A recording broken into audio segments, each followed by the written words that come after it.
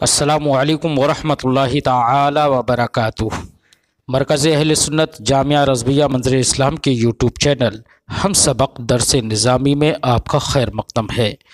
پیارے بچوں، آپ میں سے جنہوں نے اب تک ہمارے چینل کو سبسکرائب نہیں کیا ہے وہ ضرور سبسکرائب کر لیں اور اپنے ساتھیوں سے بھی شیئر کریں اور بیل آئیکن بھی ٹچ کر دیں تاکہ ہر اپلوڈ کی نوٹیفیکیشن آپ تک پہنچ سکے، اور اپنے ساتھیوں سے بھی شیئر کریں اور بات پسند آئے تو لائک بھی کریں۔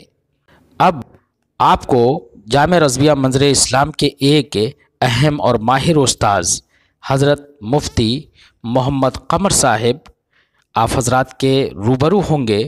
وہ آپ کو تلخیص المفتاح جو بلاغت کی ایک مشہور ترین کتاب ہے وہ پڑھائیں گے۔ آپ حضرات ان سے غور سے سنیں اور اپنی کتاب کو یاد کریں۔ بسم اللہ الرحمن الرحیم وَإِمَّا لِنُكْتَةٍ ہوگا یہ لِنُكْتَةٍ اخرى، یہ ایک لفظ رہ گیا تھا کل کے سبق کا۔ کل آپ نے پڑھا مفعول بہ کو کیوں حذف کر دیا جاتا ہے، تو مفعول بہ کو حذف کیوں کیا جاتا ہے اس کے اسباب ما قبل میں بالتفصیل بیان کیے گئے۔ ان اسباب کے علاوہ مصنف نے یہ کہا تھا کہ مفعول بہ کو ان کے علاوہ کسی اور دوسرے نکات کی بنیاد پر بھی حذف کیا جا سکتا ہے۔ آج آپ کا سبق ہے کہ مفعول کو یا مفعول جیسی دوسری چیزوں کو فعل پر کیوں مقدم کر دیتے ہیں۔ مفعول کو یا مفعول جیسی دوسری چیزوں کو فعل پر کیوں مقدم کر دیتے ہیں، حالانکہ آپ جانتے ہیں کہ مفعول کا درجہ تو فعل فاعل کے بعد ہے۔ ٹھیک، جب مفعول کا درجہ فعل فاعل کے بعد ہے تو مفعول جیسی جو بھی چیزیں ہوں گی ان کا بھی درجہ فعل فاعل کے بعد ہوگا۔ لیکن کبھی کبھی ایسا ہوتا ہے کہ مفعول اور مفعول جیسی دوسری چیزوں کو کیا کر دیتے ہیں، فعل پر مقدم کر دیتے ہیں۔ تو اس کے مقدم کرنے کا سبب کیا ہے؟ تو فرماتے ہیں مصنف علیہ الرحمہ مفعول یا جیسی دوسری چیزوں کو فعل پر مقدم کرنے کا سبب یہ ہے کہ تعیین میں خطا کے واقع ہونے سے روکنا ہے۔ تعیین میں خطا کے واقع ہونے سے روکنا ہے۔ تعیین میں خطا کے واقع ہونے سے روکنا ہے، یعنی کہ مثلا آپ نے کہا زیدن عرفت، زیدن عرفت، تو یہاں پر زیدن دیکھو مفعول ہے اور عرفت فعل فاعل ہے۔ مفعول کو فعل فاعل پر مقدم کر دیا، کیوں کر دیا صاحب؟ تعیین میں خطا کو رد کرنے کے لیے، تعیین میں خطا کے واقع ہونے سے روکنے کے لیے۔ یہ آپ زیدن عرفت کس سے کہیں گے؟ اس شخص سے کہیں گے جو یہ اعتقاد رکھتا ہے کہ ہاں آپ انسان کو پہچانتے ہیں لیکن وہ انسان زید نہیں ہے، زید کے علاوہ کوئی اور ہے۔ تو اب آپ بتائیے جو ہمارے تعلق سے یہ گمان رکھے ہوئے ہے کہ ہاں آپ ایک انسان کو پہچانتے ہیں لیکن وہ انسان زید نہیں ہے، حالانکہ میں کس کو پہچانتا ہوں؟ زید کو پہچانتا ہوں۔ تو اب جو تم میرے تعلق سے یہ گمان بنائے ہوئے ہو کہ میں زید کو نہیں پہچانتا حالانکہ میں زید کو پہچانتا ہوں، تو آپ تعیین میں خطا پر ہیں یا نہیں ہیں؟ تعیین میں خطا پر ہیں۔ تو اب آپ کو تعیین میں خطا سے روکنا ہے، خطا میں واقع ہونے سے ہمیں آپ کو روکنا ہے۔ تو ہم کیا کریں گے کہ جس چیز میں آپ سے خطا واقع ہو رہی ہے اسی کو مقدم لے آئیں گے اور کہیں گے زیدن عرفت، میں زید ہی کو پہچانتا ہوں، میں زید ہی کو پہچانتا ہوں۔ یعنی کہ تم جو سمجھ رہے ہو کہ میں کسی انسان کو پہچانتا ہوں اور وہ انسان کیا زید کے علاوہ ہے، تو اس تعلق سے تم کیا ہو؟ خطا پر ہو۔ ٹھیک، تعیین میں کیا ہے؟ تمہاری جانب سے خطا ہے، لہذا اس خطا سے روکنے کے لیے اب میں زید ہی کو پہلے ذکر کر دوں گا تاکہ آپ تعیین میں خطا سے رک جائیں۔ وتقدیم مفعولہ، اور جناب والا فعل کے مفعول کی تقدیم یا ونحوہ علیہ، اور ان جیسی چیزوں کی تقدیم فعل پر کیوں ہے؟ لرد الخطا فی التعیین، تعیین میں خطا سے روکنے کے لیے۔ جیسا کہ آپ کا قول زیدن عرفت میں کہ زید مفعول ہے، اس کو مقدم کر دیا عرفت پر، یہ آپ کس سے کہیں گے؟ لمن اعتقد، اس شخص سے کہیں گے جو یہ اعتقاد رکھتا ہے کہ انک عرفت انسانا، کہ آپ کسی انسان کو جانتے ہیں، وانہ غیر زید، اور وہ انسان کیا ہے؟ زید نہیں ہے، زید کے علاوہ ہے۔ وَتَقُولُ لِتَأْكِيدِهِ لَا غَيْرَهُ، اور جناب والا اس کی تاکید میں آپ لا غیر بھی استعمال کر سکتے ہیں. اس طریقے سے کہیں گے زیدن عرفت لا غیرہ، زیدن عرفت لا غیرہ. تو زیدن عرفت سے بھی زید ہی کی معرفت حاصل ہو رہی نہیں ہو رہی ہے، اور لا غیرہ کے ذریعے سے وہی معنی اور کیا ہو گیا، پختہ ہو گیا کہ میں زید کے علاوہ کو نہیں جانتا، زید ہی کو جانتا ہوں. تو اب دیکھیے یہ ایک ہی معنی کے لیے دو نسبتیں حاصل ہو گئی یا نہیں ہو گئی ہمیں. تو جہاں پر دو نسبتیں ہوں، تکرار اسناد ہو، تو اس کے ذریعے سے تاکید حاصل ہوتی ہے. لہذا لا غیرہ کے ذریعے سے آپ اس کلام کو موقت بھی کر سکتے ہیں. وَتَقُولُ لِتَاكِيدِهِ، اور اس کی تاکید میں آپ کہیں گے لا غیرہ، یعنی زیدن عرفت لا غیرہ. وَلِذَلِكَ لَا يُقَالُ مَا زَيْدًا ضَرَبْتُ وَلَا غَيْرَهُ. فرماتے ہیں جناب والا کہ اسی وجہ سے جائز نہیں ہے ما زیدن ضربت ولا غیرہ کہنا. ما زیدن ضربت یعنی کہ وہ جو لا غیرہ کے ذریعے سے آپ تاکید لائے تھے وہ کون سے کلام میں لائے تھے؟ کلام موجب میں لائے تھے. ٹھیک، اب یہاں جو آ رہا ہے وہ کلام موجب ہے، کلام غیر موجب ہے، اس لیے کہ حرف نفی ہے. اس میں کیا ہے؟ ما زیدن ضربت ولا غیرہ. تو یہ کیوں نہیں کہہ سکتے آپ یہاں پر لا غیر کے ذریعے سے تاکید کیوں نہیں لا سکتے؟ اس لیے نہیں لا سکتے کہ ما زیدن ضربت کا مطلب ہوا کہ میں نے زید ہی کو نہیں مارا، میں نے تو اب اس سے کیا لازم معنی نکل کے آیا کہ میں نے زید کے علاوہ کو مارا ہے.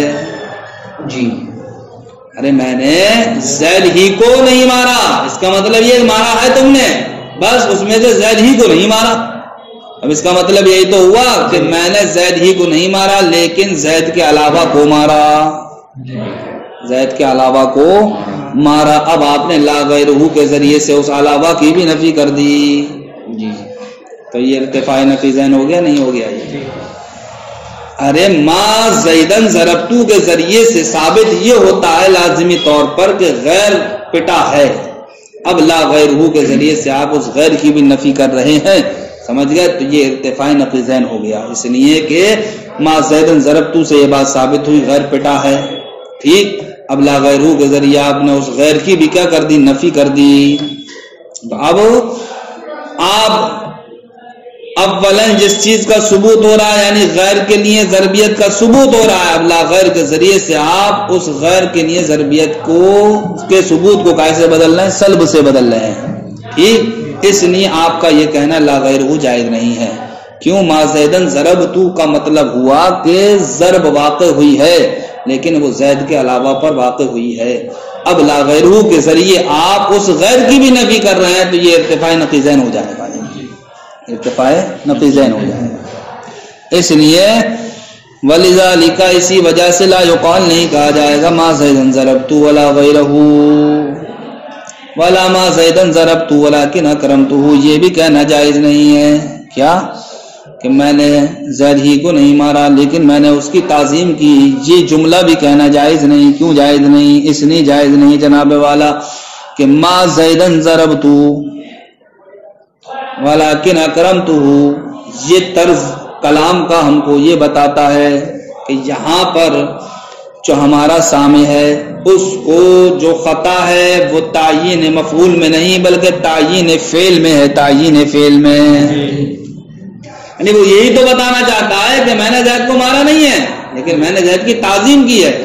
یعنی کہ وہ یہ بتانا چاہتا ہے کہ فعل جو میری جانب سے متعین ہے وہ ضرب نہیں بلکہ وہ فعل تکریم ہے میری جانب سے. تو اب یہاں پر جو خطا واقع ہوگی میرے بھائیوں وہ قائم ہوگی فعل کی تعین میں ہوگی نہیں ہوگی؟ اور بات چل رہی تھی جناب والا مفعول کی تعین میں. مفعول کی تو مفعول کی تعین میں خطا سے روکنے کے لیے تو جناب والا مفعول کو مقدم کر دیتے ہیں لیکن فعل کی تعین میں جناب والا خطا سے روکنے کے لیے مفعول کو مقدم نہیں کرتے، سمجھے؟ بلکہ اس طریقے سے کہتے ہیں ما ضربت زیدن ولکن اکرمتہ. تو اب یہاں پر آپ نے فعل کی تعین میں خطا سے روکنے کے لیے مفعول کو مقدم کر دیا ہے، حالانکہ یہ طرز نہیں اپنایا جاتا ہے فعل کی تعین میں خطا سے روکنے کے لیے. اس لیے آپ کا ما زیدن ضربت ولکن اکرمتہ کہنا صحیح نہیں ہے، سمجھ گئے؟ ولا ما زیدن ضربت ولکن اکرمتہ کہنا یہ بھی صحیح نہیں ہے. واما نحو زیدن عرفتہ،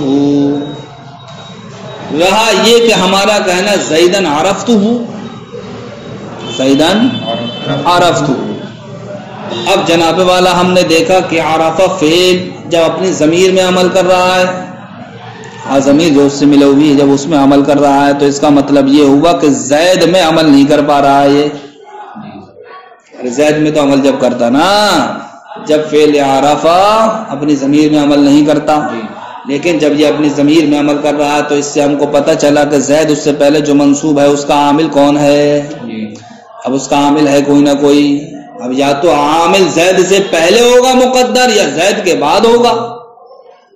اب اگر ہم زید سے پہلے عامل کو مقدر مان لیں تب ایسی صورت میں یہ کلام ہمارا کائے کے لیے ہوگا؟ تاکید کے لیے ہوگا، اور اگر ہم زید کے بعد مفعول کو مقدر مان لیں تو یہ کلام ہمارا تخصیص کے لیے ہوگا۔ کائے کے لیے ہوگا؟ تخصیص کے لیے ہوگا۔ مثلا اگر ہم زید سے پہلے فعل کو مقدر مان لیں اور یہ کہیں عرفت زیدن عرفتہ، تو اب یہ کلام کیا ہوگا؟ تاکید ہوگا۔ اور اگر ہم زید کے بعد مانے مقدر کہیں زیدن عرفت عرفتہ، زیدن عرفت عرفتہ، تو اب یہ کلام کس کے لیے ہوگا؟ تخصیص کے لیے ہوگا۔ کائے کے لیے ہوگا؟ تخصیص کے لیے ہوگا، اس لیے کہ پہلے فعل کو مقدر ماننا ہے تو مفعول تو اپنے درجے میں ہے یا نہیں ہے؟ تو اب جب مفعول اپنے ہی درجے میں ہے تو تخصیص کا تو فائدہ اس وقت ہوتا ہے کہ جس کا درجہ مؤخر کرنا ہو اس کو ہم مقدم کر دیں، لہذا جب ہم زید سے پہلے فعل کو مقدر مانیں گے تو مفعول اپنے ہی درجے میں ٹھہرے گا، لہذا یہ تخصیص کے لیے تو نہیں ہو سکتا۔ لیکن جناب والا فعل یہاں پر مقدر مانا اور آگے بھی کیا فعل ہے تو تکرار اسناد ہو گئی، تکرار اسناد سے تاکید حاصل ہوتی ہے، لہذا مفعول سے پہلے فعل کو مقدر ماننے کی صورت میں تاکید تو حاصل ہو جائے گی۔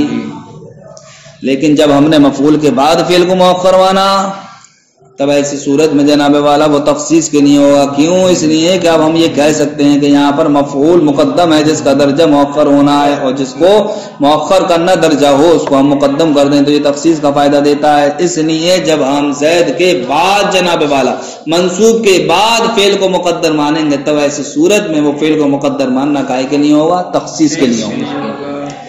وَأَمَّا نَحْوُ زَيْدًا عَرَفْتُهُ رہا جیسے کہ زیدن عرفتہ میں فتاکید ان قدر المفسر قبل المنصوب، یہ عبارت تاکید ہوگی کب؟ اگر مفسر کو مقدر مانا جائے منصوب سے پہلے، مفسر کو مقدر مانا جائے منصوب، ارے عرفتہ تو یہ مفسر بنے گا، سمجھے؟ کس فعل کی تفسیر کر رہا؟ عرفتہ کی، تو عرفتہ مفسر بنے گا نہیں بنے گا؟ تو ہم مفسر کو یا تو زید سے پہلے مقدر مانا جائے گا، مفسر کو یا تو منصوب سے پہلے یعنی زید سے پہلے مقدر مانا جائے گا، تو اس وقت یہ کلام تاکید کے لیے ہوگا۔ وَإِلَّا فَتَخْصِيص، ورنہ تو تخصیص کے لیے ہوگا، یعنی کہ جب منصوب کے بعد مفسر کو مقدر مانا جائے تو اس وقت یہ کلام تخصیص کے لیے ہوگا۔ وَأَمَّا ثَمُودُ فَهَدَيْنَاهُمْ، رہی یہ مثال اما ثمود فَهَدَيْنَاهُمْ، تو یہاں پر بھی جناب والا سمود جو کہ مفعول ہے اس کو مقدم کر دیا ہے فعل پر۔ تو اب یہ عبارت بھی کیا جناب والا دونوں چیزوں کا فائدہ دے گی، جس طریقے سے زیدن عرفتہ تاکید کا بھی فائدہ دے رہی ہے اور تخصیص کا بھی فائدہ دے رہی ہے۔ اما سمود فہدیناہم میں سمود کیا ہے؟ مفعول ہے، ٹھیک؟ تو جس طریقے سے زیدن عرفتہ میں جناب والا اس کلام نے یا اس طرز نے کائے کا فائدہ دیا، تاکید کا بھی فائدہ دیا، تخصیص کا بھی فائدہ دیا، تو کیا جناب والا اما ثمود فہدیناہم یہ کلام بھی تاکید اور تخصیص دونوں کا فائدہ دے گا؟ تو مصنف فرماتے ہیں یہ کلام صرف اور صرف تخصیص کا فائدہ دے گا، تاکید کا فائدہ نہیں دے گا۔ تاکید کب حاصل ہو رہی تھی؟ جبکہ مفعول سے پہلے، منصوب سے پہلے ہم مفسر کو مقدر مانیں۔ اب اگر یہاں پر ہم سمود سے پہلے مفسر کو مقدر مانیں تو عبارت کیا بنے گی؟ اما ہدینا، اما ہدینا سمودا فہدیناہم، اما ہدینا سمودا فہدیناہم، یہی تو عبارت بنے گی۔ تو اب اطلاع ہماری جانب سے یہ ہوگا کہ اما کے بعد جو بھی کلمہ آتا ہے اس پر فا داخل ہوتا ہے۔ آپ نے ہدینا کہا ہے، فہدینا کیوں نہیں کہا؟ لہذا اب کیا لے کر کے آئیں گے؟ آپ فا لے کر کے آئیں گے۔ اما کے بعد جب بھی فعل آتا ہے، فعل تو فعل پر کیا ہوتا ہے؟ فا داخل ہوتا ہے۔ تو اب اما کے فوراً بعد آپ نے رکھ دیا فعل، کیا کہا؟ ہدینا، لہذا اما کی وجہ سے اس کو کیا کرو آپ؟ فہدینا۔ تو اب اگر اس میں فا داخل کر دو گے تو اب ہم دوسرا اعتراض وارد کر دیں گے. دوسرا اعتراض یہ وارد ہوگا کہ اما کے بعد بغیر فصل کے فا نہیں آتا ہے.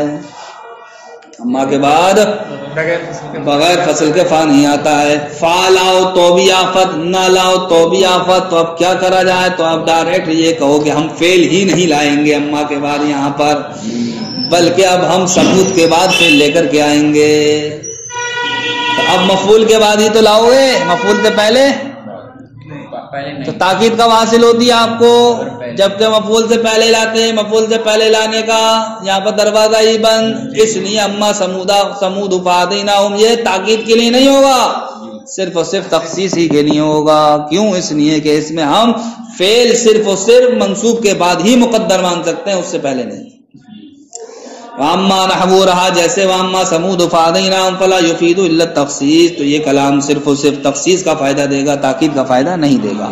وَكَذَلِكَ قَوْلُكَ بِزَيْدٍ مَرَرْتُ، اسی طریقے سے آپ کا قول بِزَيْدٍ مَرَرْتُ یہ بھی کائے کا فائدہ دے گا؟ تخصیص کا فائدہ دے گا. سمجھ گئے؟ اس لیے کہ بِزَيْدٍ کو آپ نے کیا کر دیا؟ مقدم کر دیا ہے. اصل عبارت کیا تھی؟ مَرَرْتُ بِزَيْدٍ.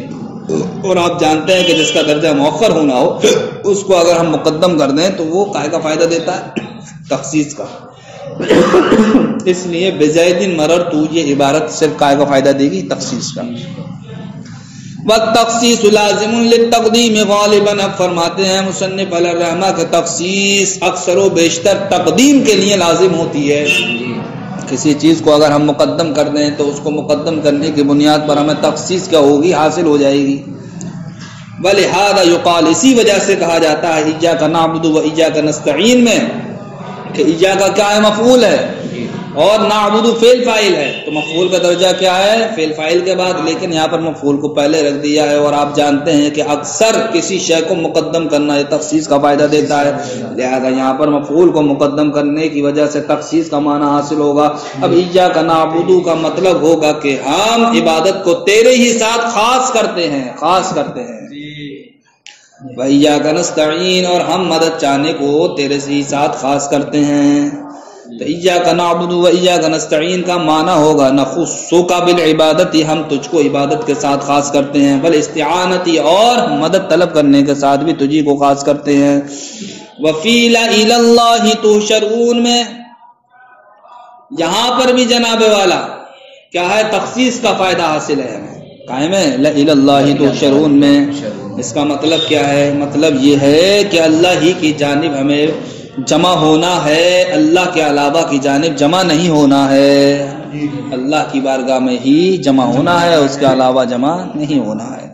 الی اللہ تحشرون، تو حصر کا آپ نے معنی کیسے کر دیا؟ اس نے کر دیا کہ الی اللہ جار مجرور سے مل کر متعلق ہوگا تحشرون کا، تو اس کا تو درجہ بعد میں ہے، لیکن پہلے لیا ہے تو پہلے لے آنے کی وجہ سے یہ تخصیص کا فائدہ دے گا. تو اب مطلب ہوگا اس عبارت کا کہ اللہ ہی کی جانب جمع کیے جاؤ گے، اللہ کے علاوہ کی جانب جمع نہیں کیے جاؤ گے. معنی الیہ لا الہ غیرہ، اس کا معنی ہوا کہ اللہ ہی کی جانب جمع ہونا ہے، لا الہ غیرہ، اللہ کے علاوہ کی جانب جمع نہیں ہونا ہے. السلام علیکم.